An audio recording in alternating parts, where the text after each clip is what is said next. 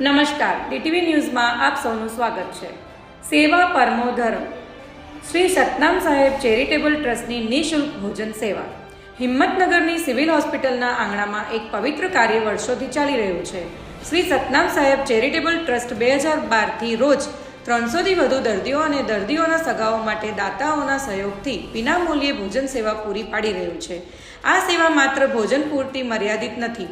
જરૂરિયાતમંદોને હોસ્પિટલમાં અન્ય સહાય પણ આપવામાં આવે છે.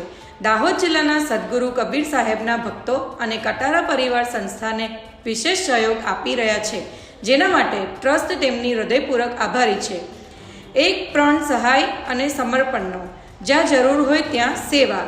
આ પવિત્ર સેવા કાર્યને સમર્થન આપીને તમારા યોગદાનથી કોઈક ભૂખ્યા પેટને ભોજન મળી શકે. સ્થળ: હિંમતનગર સિવિલ હોસ્પિટલ.